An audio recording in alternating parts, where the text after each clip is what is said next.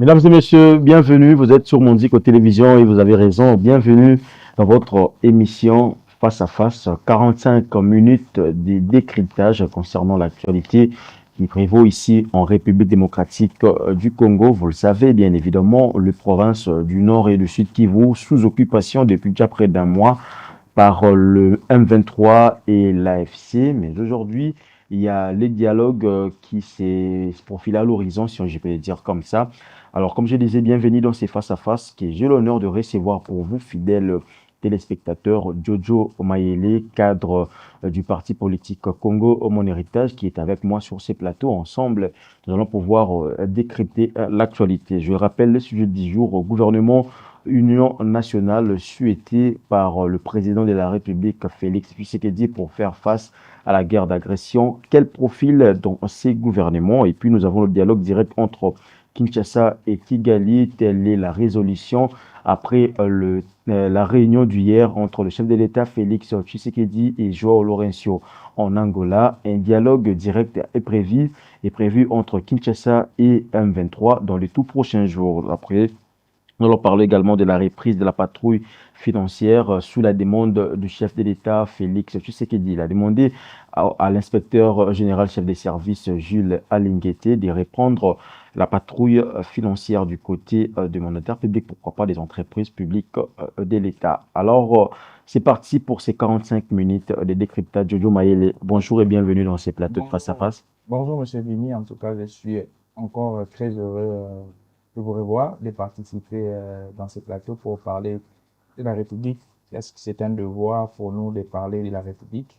Alors, je vous remercie pour votre invitation. Je profite pour présenter mon soutien à tous les habitants de l'Est du pays. Vous savez que nous sommes au mois de la femme.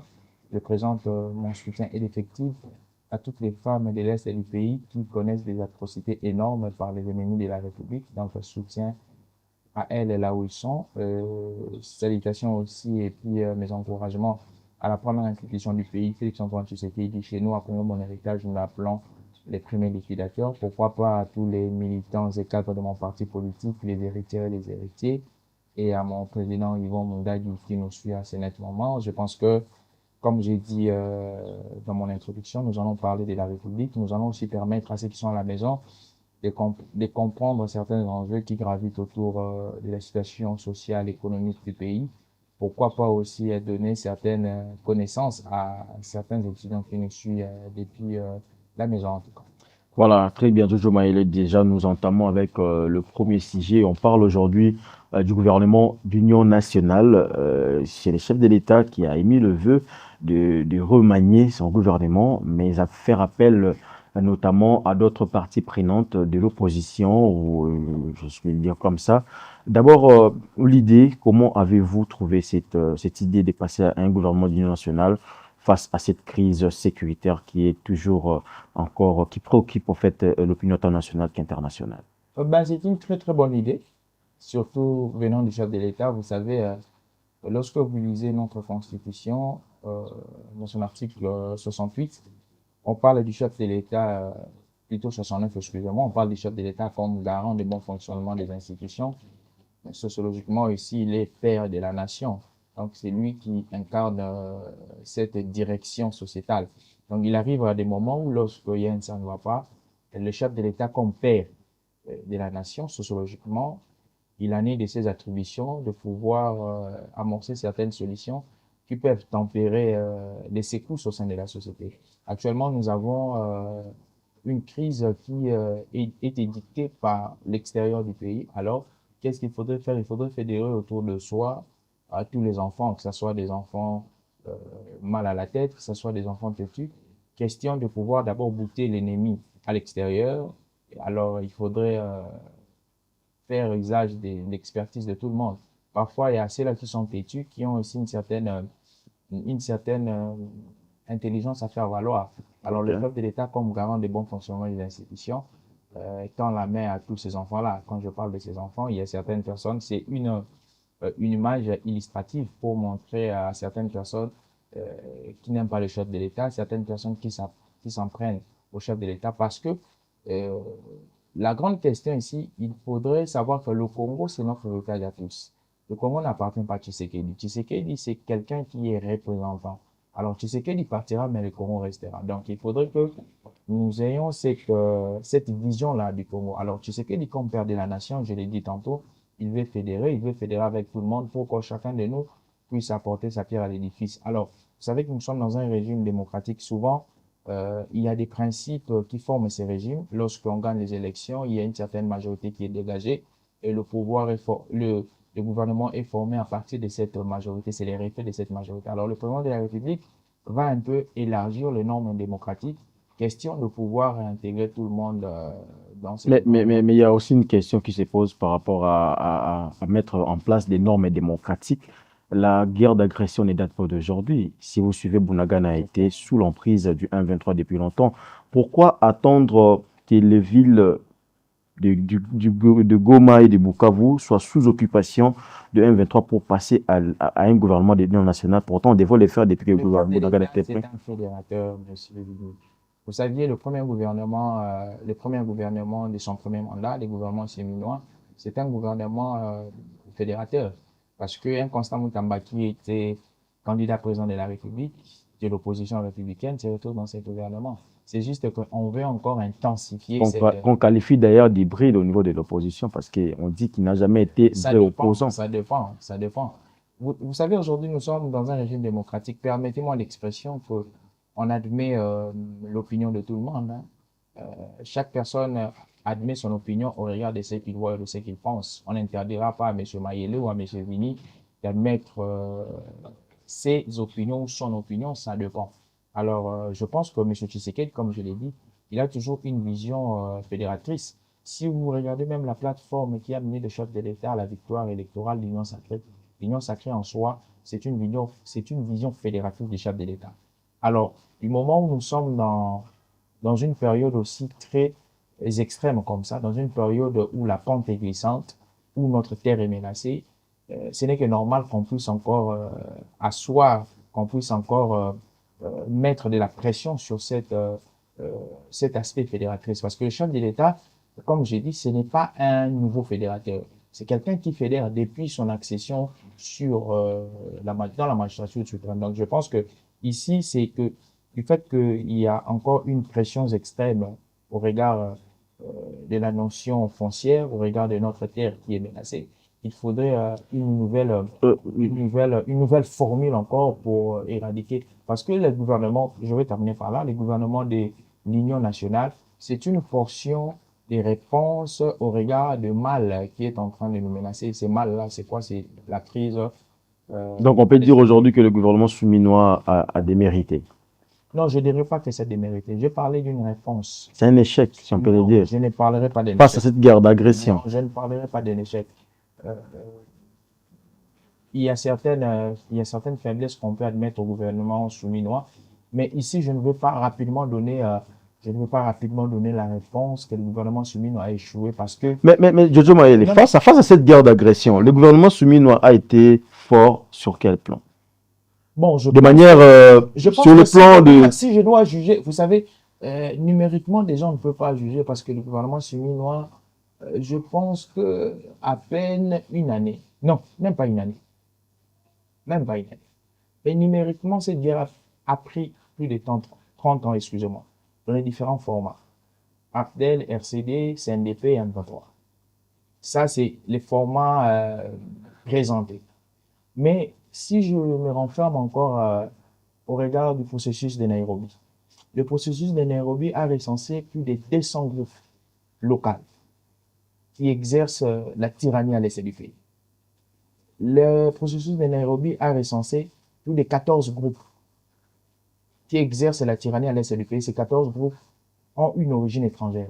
Donc, ça fait 214. Plus le M23, si je dois, c'est 215.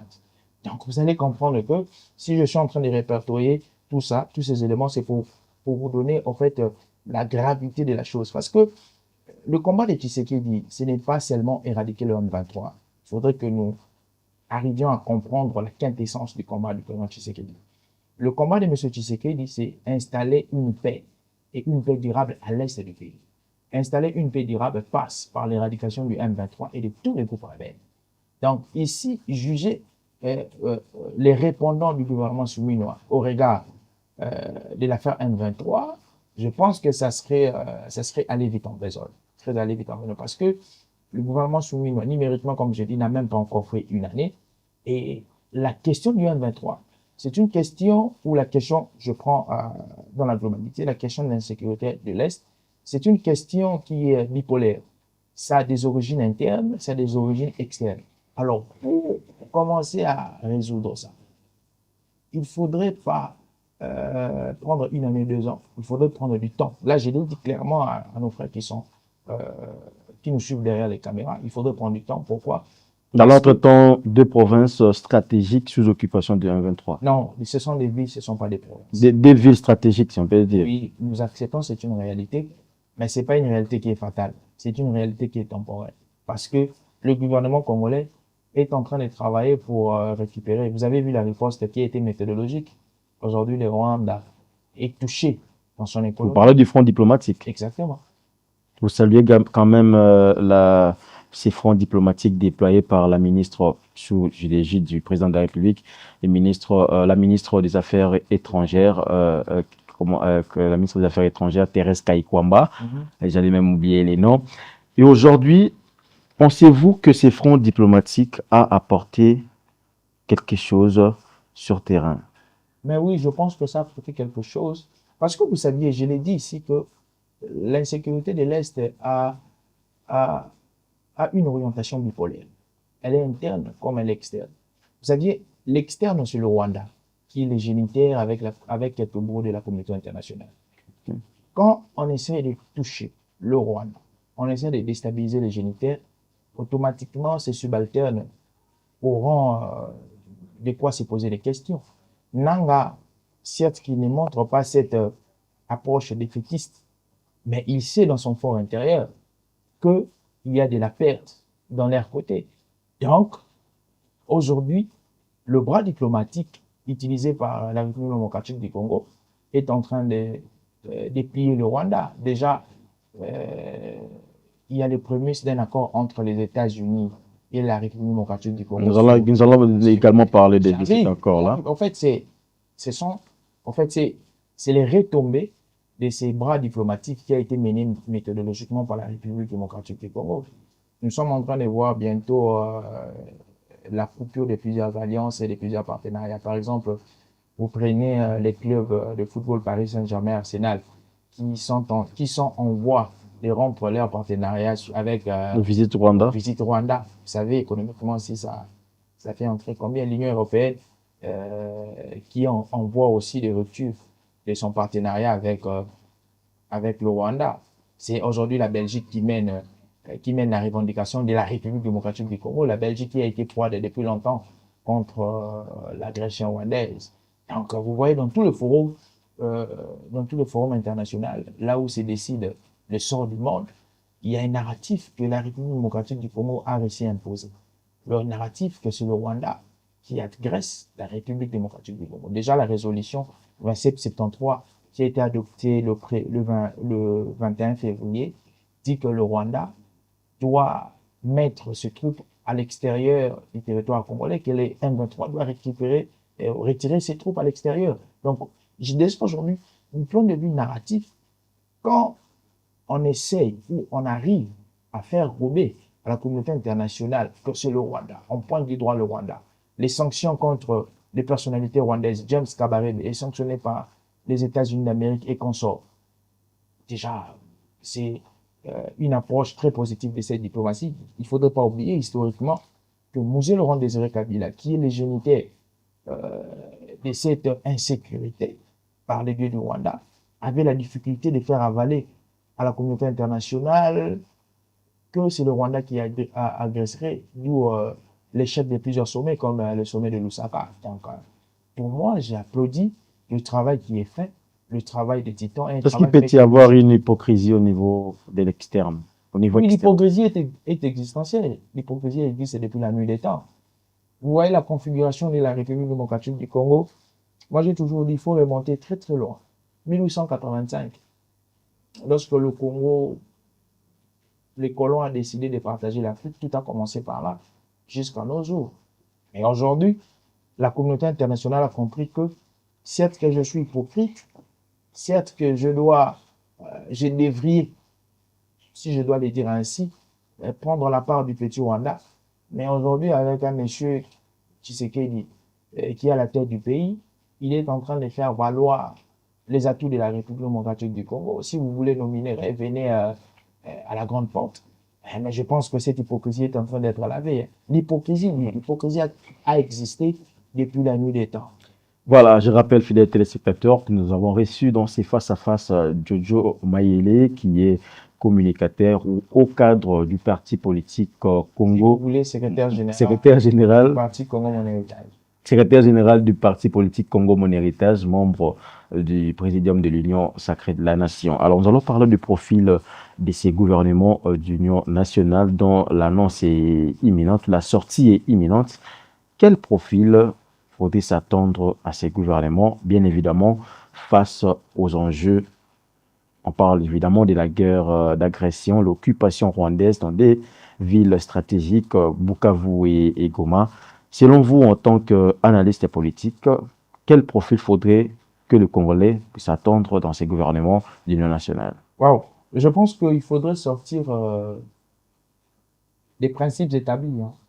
Les principes établis démocratiquement lorsqu'on veut former un gouvernement, parce que vous saviez, dans chaque démocratie, surtout les représentatifs, il y a toujours des principes établis pour formuler le gouvernement. Par exemple, la nôtre, dans une démocratie, nous sommes dans une démocratie représentative, mais semi-présidentielle, on forme le gouvernement à partir de ceux dont qui ont la majorité au sein du Parlement. Ce sont les principes établis par rapport au régime semi-présidentiel. Alors, dans ces principes, on fait recours aux machines politiques. Les machines politiques qui sont les principaux canaux par lesquels on produit les acteurs politiques. Je parle de regroupements politiques, des partis politiques et des mouvements, si vous voulez. Alors, actuellement, on doit outrepasser d'abord ces principes. Pourquoi? Parce que nous sommes dans un cas de figure qui est spécifique, c'est que la nation est menacée. L'urgence s'impose. Oui, l'urgence s'impose. Il faudrait faire sortir un format par lequel on va mettre la majorité des Congolais à l'aise. Pourquoi je parle de la majorité? Parce que il y a certains Congolais, même si on forme le gouvernement de l'Union nationale, ils ne seront pas satisfaits. Donc je pense ici, le président de la République a confié une mission de consultation à son conseil spécial en charge en charge de la sécurité, M. Béran, qui venait à peine d'être nommé. Je pense que M. Béran est en train de faire ce travail, en train de sillonner les différents groupes politiques, en train de sillonner les différentes structures politiques pour un peu voir comment on peut faire les choses. Mais ici, j'aimerais remettre un peu le sort ou le monopole au chef de l'État. Dans ce format qui est spécifique au regard des situations sécuritaires, il faut que le chef de l'État fasse un mélange. Un mélange dans Un mélange entre... C'est-à-dire qu'il y ait d'autres membres de l'opposition qui vont faire Non, partie même de pas. ces gouvernements. Je parle pas d'abord dans les tendances politiques que nous défendons, non. Un mélange au regard au fait, de la crème intellectuelle. Comment je dirais, pourquoi je dis ça? Il doit y avoir une portion de jeunes, une portion des vieux. Ces mélanges-là va donner un gouvernement de symbiose. Ok. Il Il doit faudrait avoir qu'il y ait une forte représentation de la jeunesse, je une voulais forte dire. représentation de la jeunesse. Pourquoi? Parce que nous avions, depuis l'arrivée de M. Tshisekedi, nous avions un problème, pas un problème, je ne vais pas dire un problème, mais nous avions connu une certaine ambiguïté des classes sociales. Il y a les Mobutistes, il y a des kabylistes, il y a des tshisekédistes, il y a des fascistes.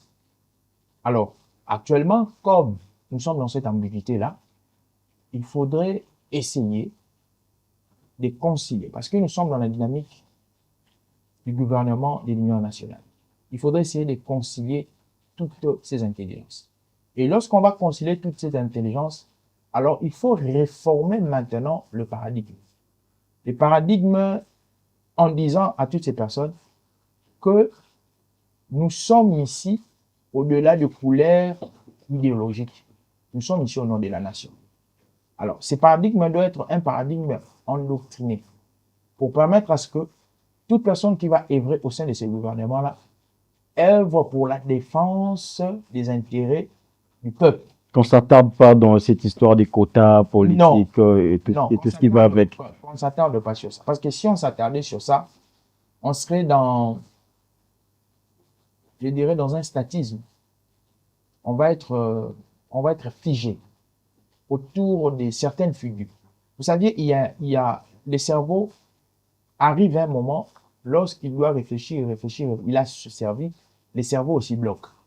Alors, il faut partir dans la dynamique de la rotation de la crème intellectuelle. À moins qu'il y ait peut-être à la fin qu'on accepte, mais déjà, lorsqu'on parle d'un gouvernement d'union nationale, Oui. on voit du côté de l'opposition la Mouka qui n'est pas partant face à ces gouvernements d'union nationale.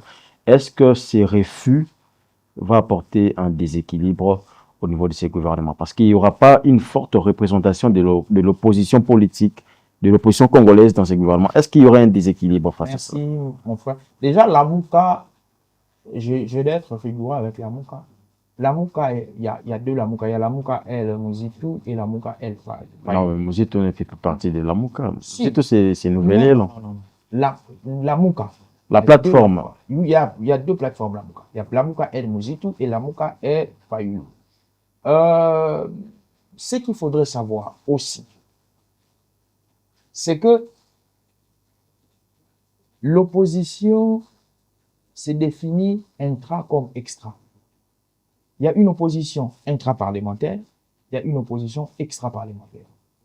Alors, la représentation qui serait minime au conditionnel, je mets, c'est défini par rapport à l'opposition intra- ou extra-parlementaire. Parce que lorsque nous parlons de l'opposition ici, nous globalisons. On va prendre une portion de l'opposition intra-parlementaire, une frange de l'opposition extra-parlementaire. M. Fayoulou n'a pas le monopole de l'opposition. Déjà, si je dois définir Fayoulou, il est opposition extra-parlementaire. Ce n'est pas une opposition qui est au sein du Parlement. Alors, de l'opposition infra-parlementaire, nous allons voir ceux-là qui vont être disponibles. Parce que maintenant, c'est un appel patriotique. Ce n'est pas Tshisekedi qui appelle, c'est la nation qui vous appelle. La nation vous appelle à la défendre. Alors, lorsque la nation vous appelle à la défendre, lorsque vous êtes sélectionné pour défendre la nation, automatiquement, vous savez, aujourd'hui, c'est la fibre patriotique qui doit être suscitée en nous. Lorsque la fibre patriotique se suscite en nous, automatiquement, on part servir la nation. C'est comme aujourd'hui, les dévolus jetés sur M. Vini. Automatiquement, vous devriez servir la nation.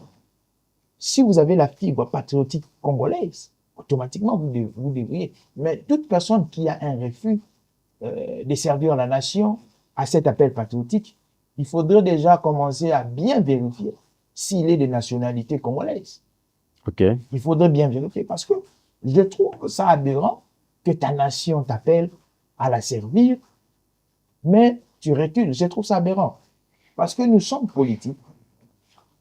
Dans l'idée primaire, le politique est un serviteur. Il va pour servir la nation. La nation est composée de son peuple. Et nous qui sommes appelés, nous sommes cette classe-là, mise à part, pas mise à part pour les prestiges, mais mise à part, entre guillemets, pour un peu souffrir pour les autres. C'est ça le politique. Mais lorsque la nation vous appelle, vous faites des caprices comme une femme enceinte. Mais pour moi, je trouve que c'est aberrant. Je remets votre nationalité en doute, monsieur. Parce que si vous êtes né sur le sol congolais. On parle du non-respect des accords de la part du pouvoir en place. Quel accord?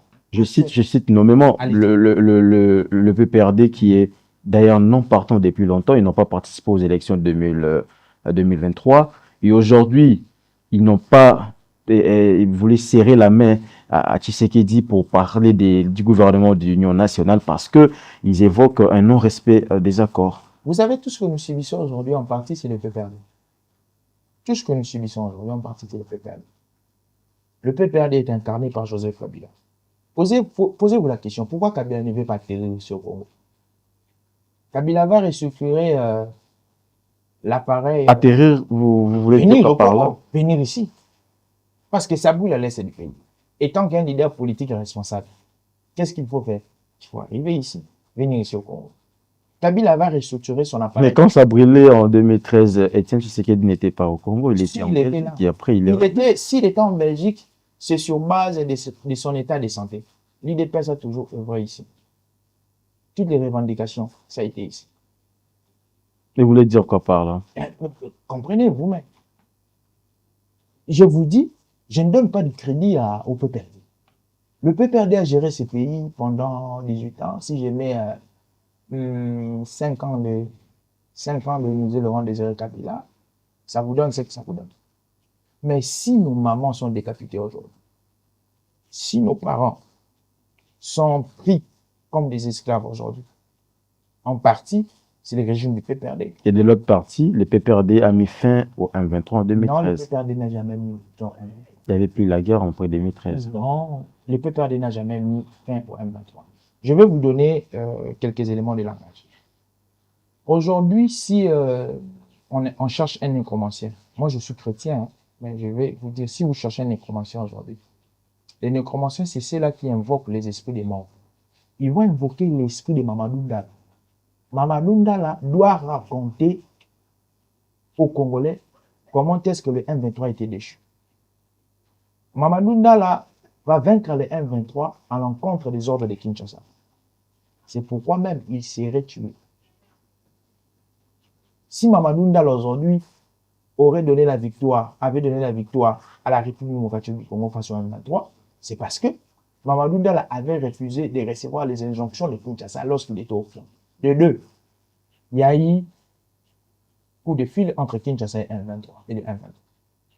C'est pourquoi le M23 s'était retiré. Les M23 n'avaient pas déposé les armes, mais les M23 s'étaient abrités dans des forêts.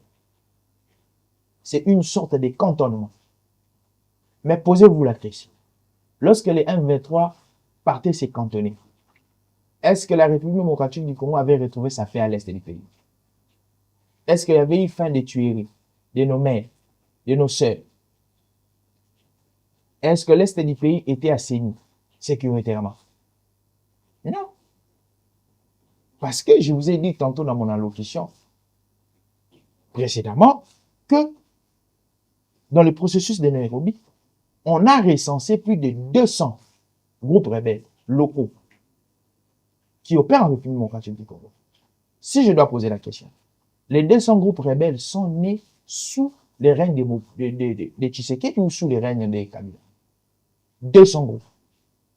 C'est en 2022, le processus de Nairobi. Tshisekedi a atterri au pouvoir en 2019. Donc, vous me direz que de 2019 à 2022, il y a eu éclosion de 200 groupes, ou accroissement de 200 groupes. Tshisekedi arrive au pouvoir. Quel est cet accord que Tshisekedi signe avec un groupe rebelle? Dites-le-moi, qui donne le monopole ou les privilèges à un groupe rebelle de proposer un modèle de découpage territorial, comme l'a fait Joseph Kabila en 2009 au sein de l'EP, de proposer un modèle, des orientations systématiques pour revoir, pour la restructuration de l'armée et des services de sécurité, comme l'a fait Kabila en 2009. Dites-le-moi, quel est cet accord que Tshisekedi a signé? Jusqu'à là, on a toujours eu à crier. Le PPRD a toujours eu à crier. Mais nous avions des éléments. Donc aujourd'hui, sans la MOUCA, sans le PPRD, cela ne sera pas un déséquilibre pour le gouvernement Le national. PPRD n'a aucune leçon. N'a aucune leçon à donner. Et puis commencez à regarder. La plupart de ceux qui vont rejoindre NAM proviennent de nous. La plupart de ceux qui partent rejoindre NAM proviennent de nous. il provient de l'eau. C'est pas moi qui l'ai dit. Ce sont des éléments palpants. Donc aujourd'hui, le PPRD, je pense que j'ai suivi une vidéo très visible. J'ai suivi une vidéo lorsqu'ils étaient convoqués à l'auditorat militaire avec quelques militants là. Quelques militants, le PPRD dit que on s'est mobilisé, nous avions le monopole de la rue. Avec quelques militants que vous avez ramassés par-ci par-là. Non. Aujourd'hui, s'il y a des personnes qui doivent avoir honte, ce sont les militants et cadres du PPRD. Moi, je suis étudiant à l'université de Kinshasa. Mais les étudiants, déjà les sites universitaires, les militaires ne peuvent pas prendre accès. Et les policiers. Mais nous avons eu des étudiants, Père Alerzam, Hyacinthe et Rodrigue, qui ont été tués sous le sol de l'université de Kinshasa. À bout portant. Ça, c'est sous Kabila. Je sais qu'il arrive au pouvoir. Dites-moi. Je salue d'ailleurs ceux qui sont dans la colline inspirée. Les forces communes, c'est sous les règnes d'Eki. C'est sous les règnes du PPRD, les forces communes. Combien de forces communes ont été découvertes sous les règnes de Tshisekedi? Combien? D'ailleurs, on va atterrir avec la question de l'hygiène. Je vais parler en long. Justement, mais en parlant justement de Corneille Nangaa, aujourd'hui, vous êtes très bien informé après la rencontre tête-à-tête d'hier entre Félix Tshisekedi et João Lourenço en Angola. Il s'est fait qu'il y aura un dialogue direct avec le 1-23, mais récemment, le chef de l'État avait catégoriquement refusé de négocier avec ces groupes rebelles qualifiés des pantins. Quand vous avez suivi cette réaction de la présidence angolaise, vous vous êtes dit quoi, Jojo Maele? Je pense depuis la matinale, j'ai commencé à essayer d'éclairer sur cette question. Au fait, il y a une déformation grave du vouloir du chef de l'État. Il y a deux choses. L'Angola comme pays médiateur par le canal de son président Lourenço voudriez, c'est une demande, c'est une supposition, c'est une proposition. Vous devriez établir des contacts avec le M23. Partons un peu séquentiellement. On va aller aussi dans l'analyse des phrases, c'est très important. Lorsque je dis « je veux », pourriez-vous, c'est une formule de demande que je soumets à votre personne. Moi, je suis le demandeur, vous êtes le receveur. Et dans cette formule, je vous demande, moi, demandeur, je vous soumets la proposition. J'attends les retours venant de vous, receveur. Et le receveur donnera son retour au regard des éléments qu'il a sur la table et au regard de la proposition émise en son égard. Je pense que nous sommes en train de nous entendre à ce niveau. L'Angola, comme pays médiateur, est en train de militer pour que la paix retourne en République démocratique du Congo. L'Angola formule une proposition à la République démocratique du Congo. Il dit que dans les prochains jours, je pourrais initier les contacts avec le M23. OK. Les contacts vont être initiés. Très bien. Mais nous savons qu'il y a un cadre approprié. Le cadre approprié pour les contacts, c'est le cadre de pourparler de Nairobi. Le pourparler de Nairobi reflète les cadres structurels pour les cas du groupe comme les M23. Je vais aller encore plus loin pour... Mais la présidence angolaise a parlé de la capitale angolaise comme étant le cadre approprié pour arriver à ces dialogues. Écoutez, l'Angola va entamer des contacts. C'est l'Angola qui entame les contacts. Ce n'est pas la République démocratique. L'Angola entame les contacts pour canaliser le M23. Parce que le gouvernement de la République démocratique du Congo a répondu par les biais, je ne dirais même pas le gouvernement, parce que le gouvernement c'est notre institution, la présidence de la République a répondu par les biais du porte-parole, qui dit que nous prenons acte de votre demande. Donc, nous observons votre demande. Nous sommes en train d'étudier votre demande. Mais nous voulions que cela se fasse comme le veut la résolution 2773 de l'ONU. Qu'est dit cette résolution? 1. Les M23 et l'armée rwandaise doivent quitter les sols congolais. 2. Les conflits doivent être réglés d'une manière diplomatique. Cette manière diplomatique, il y a deux branches. Le processus de Nairobi et le processus de Luanda. Alors, comme le chef de l'État angolais voudriez simplifier la démarche, lui-même comme médiateur, entre en contact avec les M23 pour les canaliser vers le processus de Nairobi.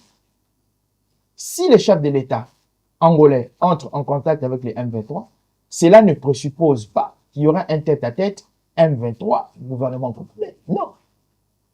C'est une manière d'être plus coopératif, de les orienter, excusez-moi, vers le processus de Nairobi.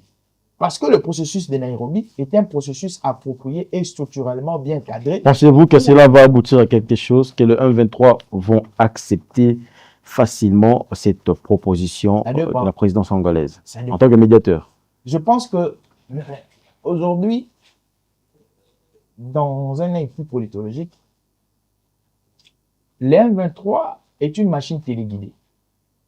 Le 1-23 n'a pas de volonté.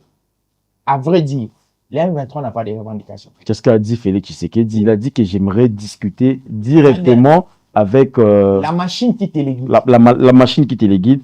Mais aujourd'hui, en croire cette correspondance de la présidence angolaise, on sent qu'il y aura un contact direct avec... Un contact direct... Avec le 1-23 et l'AFC. Un contact direct, les prêtres l'ont fait, non?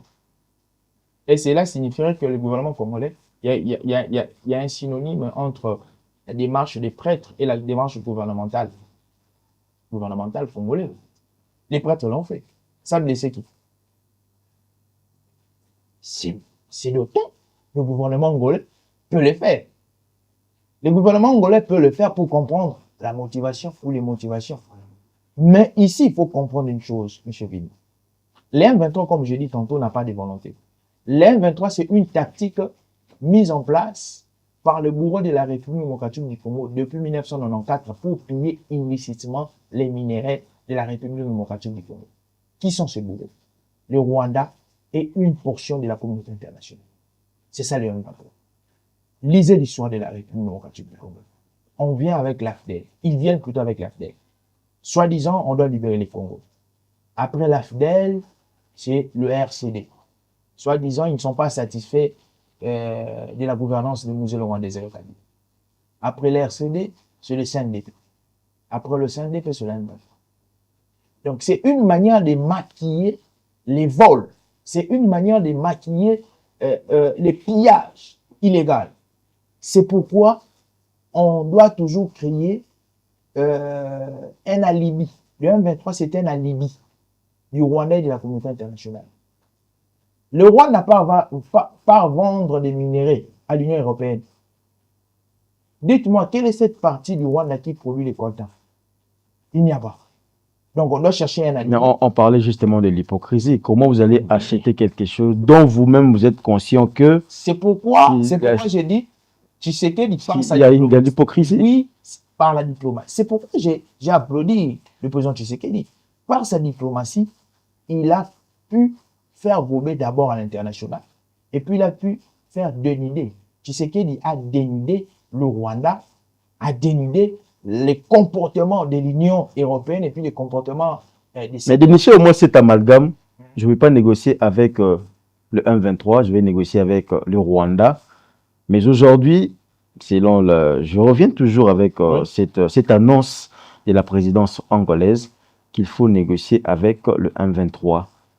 Parce que ce sont eux qui occupent désormais je vous dis, les villes de Bukavu et disons. Qu'est-ce qu'il faut retenir face à cette annonce de la correspondance de la présidence angolaise? Ce qu'il faut retenir, c'est que la présidence angolaise ne veut plus élastifier sa volonté. Les Angolais le président angolais a cette volonté-là. Voilà au moins quelqu'un qui est sincère. Il a cette volonté qu'il y ait la paix dans les régions des Grands Lacs. Parce qu'ils savent que la paix en RDC, c'est un instrument très bénéfique pour la région du Grand Lac. Alors, qu'est-ce qu'il faut faire? Il veut plus comprendre le contour de la question sécuritaire. C'est pourquoi il veut étendre son contact avec le M23 et les AFC. Mais je vous dis, je reviens pour vous dire dans mon argumentaire, le grand problème ne se trouve pas au niveau de l'AFC et M23. Parce que si vous demandez à Nanga, vous revendiquez quoi? Posez la question à Nanga et vous revendiquez quoi? Entre guillemets, je ne sais pas ce qu'il dira. Le Congo est un pays démocratique. On n'a jamais interdit à quelqu'un de revendiquer avec les canaux démocratiques. Si vous voulez au pluriel, les canaux démocratiques. Notre constitution a mis en place les canaux démocratiques par lesquels, lorsqu'on se sent lésé démocratiquement, on doit revendiquer. D'ailleurs, la présidence de la République est là. Si vous voulez écrire plusieurs correspondances, vous pouvez l'écrire. Mais négocier avec les groupes rebelles, cela ne date pas d'aujourd'hui. Joseph Kabila l'a fait avec... Joseph Kabila l'a fait avec les CNDP. Les CNDP, il l'a fait avec les RCDI, il l'a fait avec l'EMLC. Est-ce qu'aujourd'hui, on ne peut pas revenir dans ces formats-là pour trouver la solution pour toutes? Le format, c'est pourquoi je vous ai dit, le format est un mauvais format. Parce que je parle du M23 comme une tactique. Le M23, si on parle en zoologie, lorsque nous étions encore plus bas, nous étudions, il y a ce qu'on appelle la métamorphose. L'état où la chenille... La chenille, oui, je comprends le schéma dont vous parlez toujours de cette chenille-là. Mais le format a été salvateur avec Joseph Kabila, pourquoi pas avec Félix Tshisekedi? C'est un format temporaire. Vous dites si le format a été salvateur. Oui, mais il y a Jean-Pierre Bemba, l'EMLC qui a travaillé avec Joseph Kabila, ils ont négocié. Non, travailler, je ne refuse pas. Le problème, ce n'est pas travailler. Le problème, ce n'est pas l'insertion de ces personnes-là dans les groupes armés. Le problème, c'est la paix. Vous m'aviez dit, si ce n'est pas moi qui l'ai dit, c'est plus de 30 ans qu'il y a des violences à l'est du pays. OK. Alors, où passent tous ces accords? C'est ça la question qu'il faut poser. Est-ce qu'il n'y a même pas un semblant de paix? Il n'y a pas. Donc, tous ces accords-là ont montré leurs limites. Il faut apporter un nouveau format. Et selon vous, c'est quoi ce nouveau format? Le nouveau format, c'est l'approche utilisée par M. Tshisekedi. Tshisekedi a dénudé le Rwanda en montrant que le Rwanda utilise des groupes armés. Une approche qui démontre quelques faiblesses aussi. Non, c'est quel, par exemple? Aujourd'hui, la ville de Goma sous emprise. Aujourd'hui, la ville de Bukavu. Au fait, Uvira est menacée. Cette approche diplomatique a, certes que, bon, vous allez appeler certes, n'a pas produit des résultats de manière immédiate. Vous allez appeler ça faiblesse, mais c'est une manière aussi de montrer les mots au pluriel qui gangrenaient notre armée. Parce que la prise de Goma et de Bukavu ressort de la trahison et de la traîtrise. Vous serez vrai avec moi. Parce que si nous avions une armée républicaine, une armée homogène, on allait se battre pour la terre, pour la République. Mais du fait que Joseph Kabila nous a laissé insertion, brassage et mixage avec une armée homogène, nous avions tous ces réponses tombées. Au nom de quoi?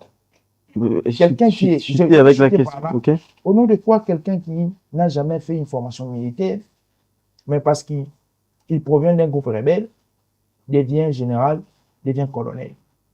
Quelqu'un qui n'a jamais connu une formation militaire. Vous pensez que cette personne-là va servir au nom de la nation? Non. C'est ce que nous avions connu. Donc, avec Jean-Pierre Bemba? Jean-Pierre Bemba, aujourd'hui, c'est un politique, c'est pas un militaire. À l'époque, militaire, mais... Aujourd'hui, il est politique. Je parle de ceux qui sont issus du RCD. Okay. Je parle de ceux qui sont issus du CNDP. Les brassages et mixages. L'insertion. Ceux qui sont même issus du M23. L'annonce de la présidence angolaise, selon vous, va aboutir ou bien cela ne va pas aboutir à quelque chose? Bon, je ne suis pas très pessimiste. Je ne suis pas aussi trop optimiste. Mais ça donnera une autre branche, d'autres éléments au président Lorenzo de comprendre les modus operandi du Rwanda. C'est ce que je Ok. peux dire.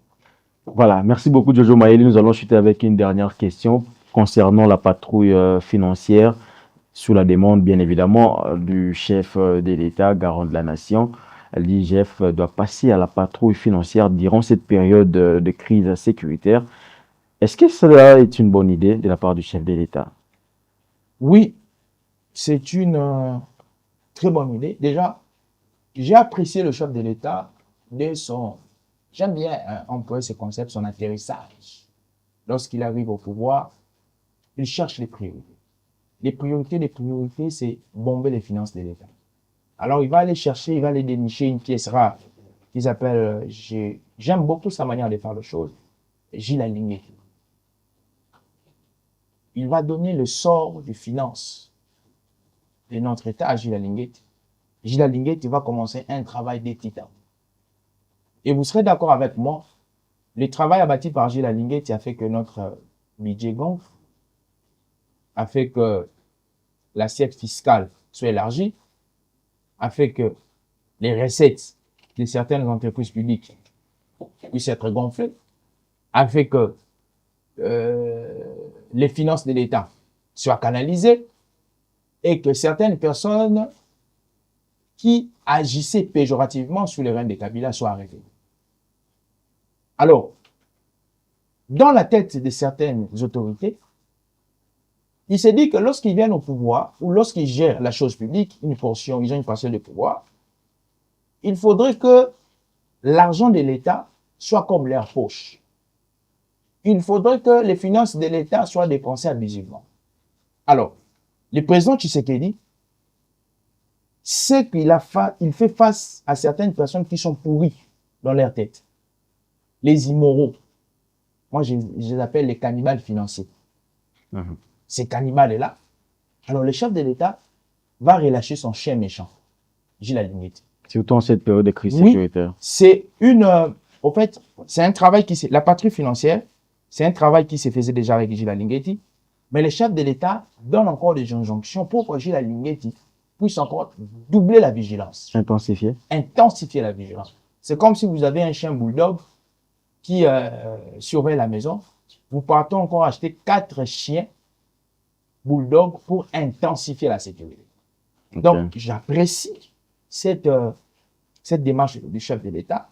Et nous autres qui aimons le Congo, nous autres qui aimons que notre État avance, automatiquement, on doit soutenir la patrouille financière. Voilà. Automatiquement. Vous savez, qu'une personne qui est contre Gilles Aligné aujourd'hui, il faut savoir, je vous dis, il faut premièrement regarder la nationalité de cette personne, vérifier.